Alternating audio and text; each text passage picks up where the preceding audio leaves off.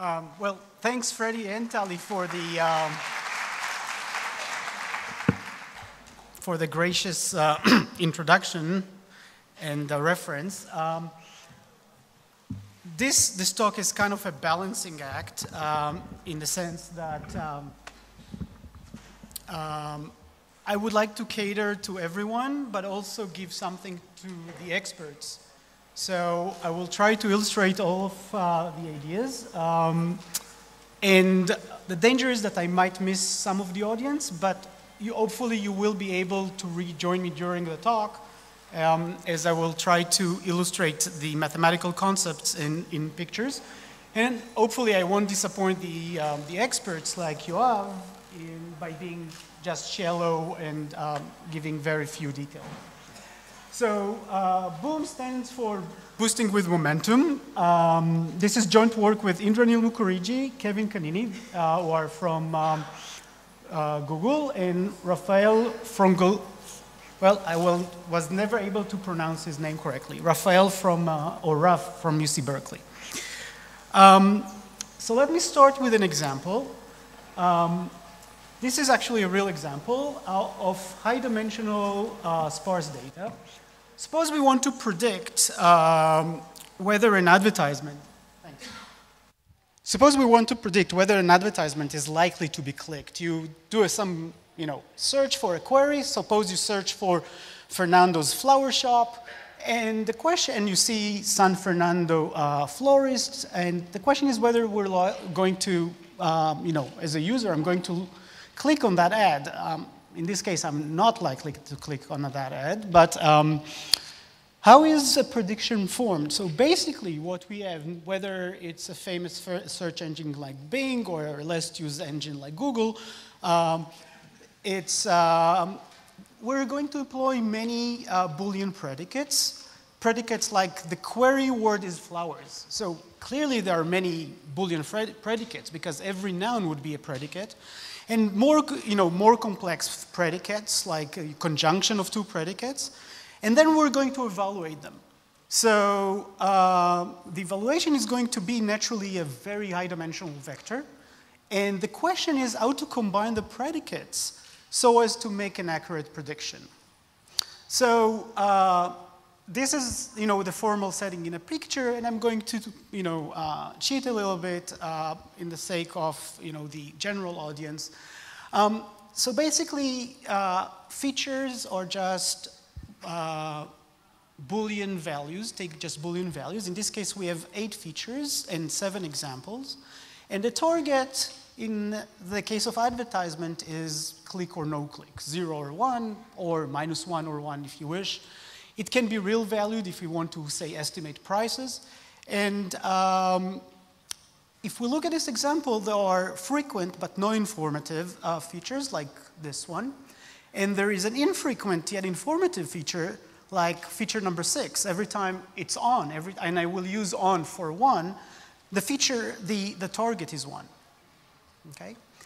So now let's actually look at real data. And this is what I call needles in a haystack. The source is a Sibyl system.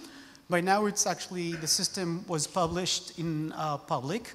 It's a very large-scale machine learning platform, and the examples that I'm going to give, the actually applied examples, are going to be taken from that system.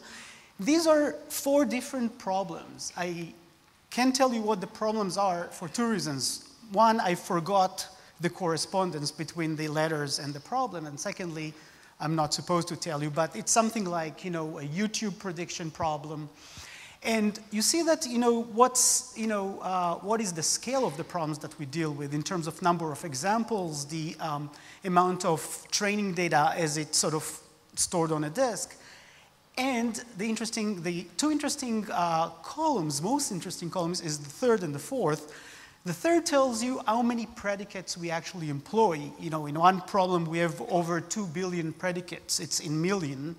And the last column is given an example, say a query. How many predicates actually evaluate to be true? How many on features do we have? And look at the square at the bottom. So on the average, about 10 to the minus 7% of the original features are on. But we need to predict with these features. And we know that they are informative. So that's why we call it a needle in a haystack. So the challenges are, we have large amounts of high-dimensional sparse data. The computational time should scale with the number of on features, not with the total dimension. We cannot process the entire data using simple iterative algorithm like stochastic gradient descent, although it was highly popularized. There is, I think it's called Whopple Rabbit. These are all sequential algorithms that if we'll run them, and in fact we try them, it will take a few years to finish handling the data. And therefore we need massively parallel algorithms that runs on multiple machines and are lightly coupled. Okay? And in addition, we need to deal with the challenges that the data poses, which is that many frequent features are irrelevant, and some of the infrequent features are highly relevant. As many people know, the infrequent events carry lots of information. So before I start, let me just mention, since the title carries the name boosting, let me just give a very brief and inaccurate history of boosting algorithm. The first boosting algorithm was devised by Rob Shapiri, who built a majority tree in order to basically take a large number of inaccurate predictors and combine them into a highly accurate predictor. These inaccurate predictors are known as a base hypothesis or weak hypothesis. The first two boosting algorithms are beautiful. The first one is due to Shapiri. The second one is boosted by majority due to Yoav, who is here with us, but they were impractical. At around 95, the first practical algorithm, AdaBoost, was published, and it was later shown to be greedily minimizing the exponential loss. In fact, AdaBoost is a special case of forward greedy construction of predictors, and it can be combined with backward fitting. Tong Zhang actually gave a whole paper on this, and it can combine with other losses, and there was a big fuss in the statistics community by Friedman and Hasty and Tibshirani about it. That said, boosting can be also viewed as coordinate descent, either sequential or parallel, and I'm going to touch the two different modes of sequential and parallel. And I'm actually going to do this to interplay between these two views. I use the word boosting, but it's also coordinate descent algorithms. So here's a very simplified version of a simplified and high-level version of boosting, a sequential boosting, which is also the forward greedy coordinate descent.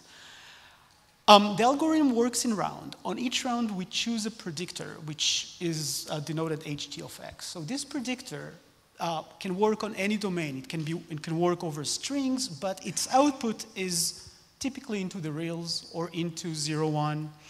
And what we want is to simply assign a single weight, a scalar, to the predictor ht while keeping the current predictor, the predictor that we construct, ft minus 1, intact. Now, and the argument in the brackets, in the parentheses, ft minus 1 plus alpha ht is going to constitute the next predictor, ft. And how do we choose it? We choose alpha t so as to minimize the empirical loss. We have some training data, and we want to minimize some loss on the training data. In the case of the classical AdaBoost, the exponential loss can be viewed as a surrogate function, the function that we are actually minimizing. And if the predictor is binary, as in the case of the examples that I've shown you, there is a closed form solution. It turns out that there is the same update applies, the same procedure that's applied for sequential boosting, and I'm not actually going to even show what is the update itself. is also applicable for a very important loss function known as the logistic loss or the log loss. It's very important because it has deep root in statistics, and it also lets us estimate the probability of a binary event, yes or no, click or no click, under the logit model. And where the logit model is simply 1 over the term inside the log with a minus sign. Okay. So again, danger is being superficial, and but still I would like to introduce the basic concepts. I showed you one instance of boosting, which is the one extreme, the sequential boosting, which adds one predictor at a time. This is the other extreme, the parallel boosting for the logistic loss, or it's really also parallel coordinate descent, where we use, along each coordinate, we make an approximation. So this is the pseudocode, and you don't really need to look into the details of the pseudocode, but I want to emphasize a few things. The algorithm runs in rounds, and the inner loop is over the data. The inner loop is completely parallelizable. So there is here basically a point where we estimate the probability of making a mistake according to the current model on a given example. So if we use, for instance, an architecture where each core, each processor upload the entire weight vector, we're able to compute these weights, also known as the importance weights, completely in parallel. Then, given these weights, I compute two correlation sets. One is positive correlation. These are the examples which are positively correlated with the target, and the other one is the negative correlation set, the example which is negatively correlated with the target. Again, the details are of less importance here. What is important is that if I have, say, 10 billion features, this step as well can be done in parallel. The last step of the algorithm is to take these correlations and compute a delta vector. This delta vector includes a step size, which I'm going to touch in the sequel. But again, it works on each feature independently, and then and then we do a weight update. So if my weight vector is 10 billion, has 10 billion entries, even the weight update can be done in parallel. So in fact, this scheme that I showed you is actually the core of the original Sibyl system that I mentioned, where everything is done in parallel. Okay, sorry. So this scheme suffers from several deficiencies when we go and work in very high dimensional but sparse data. First of all, we use the same learning rate for every feature, whether the feature is frequent or infrequent. And we have a long tail of infrequent features, and many of the features are weakly informative. We might want to discard them. The other issue is we do not take the geometry of the parameter space, or this is another facet of the first 2 points. And the last point, which is more technical and comes from people who are familiar with convex optimization, we ignore the gradients and the losses from previous iterations. Okay, so we don't have a momentum term and local curvature information. All of this can be roughly summarized in this picture.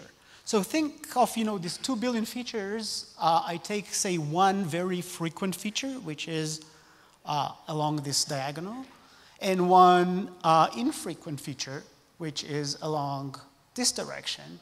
And roughly the target is along that direction, which means that it's more correlated with the infrequent feature.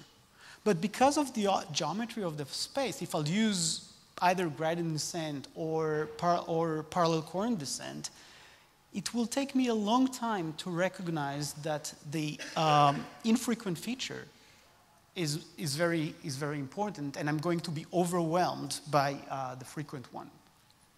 Okay. So far with the introduction about the problem setting and parallel coordinate descent, now I need to actually fuse basically two different approaches. So I'm actually going to take you roughly step by step from very high level point of view through gradient-based techniques. So this is what I call a quick detour, and I'm going to talk about gradient descent. I'm not stochastic gradient in gradient descent algorithm, and I'm going to actually do it from a very simple point of view where we assume that we know a bound on the maximum curvature of my loss function, my objective function. The loss function is the sum of the losses on the sample. This means that the Asian of the loss is bounded by a diagonal matrix with beta on the diagonal. If I know this, so this is the maximum curvature, I can do gradient descent. I can get down to the optimum where on each iteration I calculate the gradient at the current weight vector, and then I go down where the step size is simply 1 over beta. I don't need to anneal it, I don't need to change it. 1 over beta will get me to the optimum, okay? But we're going to suffer from slow convergence. The gap between where I am now at the t iteration and the optimal solution would scale like 1 over epsilon. So this is considered slow convergence. And in fact, this is also roughly in terms of the constants also in parallel boosting. So that deficiency is also inherent to parallel coordinate descent. So a very famous Russian, in fact, many people in optimization these days stand or step on the shoulder of or on the toes of Nesterov. Professor Nesterov, who is I think now at Leuven, invented the accelerated gradient method. Now, it's really impossible to explain the method in, in 2 hours of lecture. And it took us, quite a few months to decipher his book and his papers and understand what's going on and how can we connect it to parallel coordinate descent. So I've put here 3 equations, and these equations, or 2 equations and 1 assumptions, and these 2 equations constitute the accelerated gradient method. So you won't understand them, but I want to point to one issue, which is the difference between a gradient step, which is this step. This replaces the gradient step. Okay, Nesterov killed 1 people in the audience. There is a momentum term. This momentum term really takes into account how well I was doing in previous iterates. It is roughly and intuitively, and again, it's very difficult to explain in 1 slide, it estimates the local curvature, okay? But it estimates the local curvature under this assumption that we know the maximum curvature of my loss function. And the result is fast convergence. Instead of 1 over epsilon, we get 1 over root epsilon, which can be substantial, can make a difference in large-scale optimization problems. Okay, so this is the difference. But again, it suffers from the same deficiency of a uniform bound on the curvature. Finally, this takes me to finally talk about BOOM, the algorithm that is the topic of this talk. So BOOM takes into account the curvature along each direction, and it leverages from the feature sparsity. Okay? Instead of suffering from the feature sparsity, it actually leverages them. So what do I mean by local curvature? So if we fix all the variables except for 1, and we just look at the jth component, and we just go along that coordinate, if we know the curvature along that coordinate, we can actually make a second Taylor not approximation, but upper bound that use that, the curvature along that coordinate. So this is the directional curvature. And in the picture, these are the directional curvatures. And another, another component of the algorithm is the feature sparsity, okay? Well, and the way I write it is, here is simply the maximum number of, maximum over examples in terms of the maximum number of features that can be on. So in the sort of the case of the Sibyl system, it corresponds to, say, a few hundreds out of, say, a few billion features. Now, this is boom. Now, if I were Boyd, I would say, what the F, right? What's going on here? And I don't expect you to understand what's going on here unless you're really sort of familiar with the topic. But I want to point to basically, and again, it's a high-level overview, to two things. First of all, these two vectors are basically surrogates or simply Nesterov's momentum term. The eta here is not the eta of boosting. It's just a constant. The other interesting part is that we have a pair coordinate step, okay? I have no longer committed to the same learning rate for coordinate, but this is a constant. I don't need, if I have an estimate of the curvature, I don't need to actually change this, okay? So this is basically boom. And it's very easy to implement, although it's hard to understand, and it's highly parallelizable.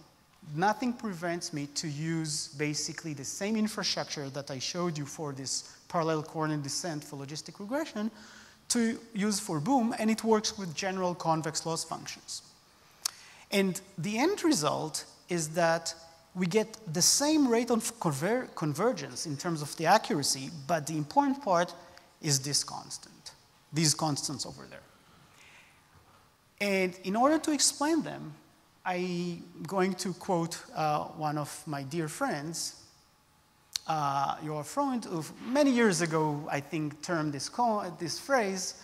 There are many algorithms, especially in theoretical computer science, where we're trying to lower the complexity from n squared log n to, say, n squared, but then the constants become 17,000. So the only difference between boom and Nesterov and parallel boosting is the constants. So what are the constants? The difference is the curvature and the feature sparsity. So on the right-hand side, you see the leading constant for accelerated gradient. On the left-hand side, you see the leading constant for boom. Now, on the right-hand side, you have the maximum curvature. On the left-hand side, you have the sum of the directional curvatures. Now, the L1 norm, these are all positive, so this is really the sum. The L1 norm is clearly bigger than the L infinity norm. Now, if the space is spherical, it's going to be hugely bigger. It's actually going to be the number of dimension times bigger almost than the L infinity norm. But I just told you that the problem is that we're dealing with elongated spaces. In some cases, the curvature is tiny, because of the infrequency of the features. And in some directions, the curvature is huge, right?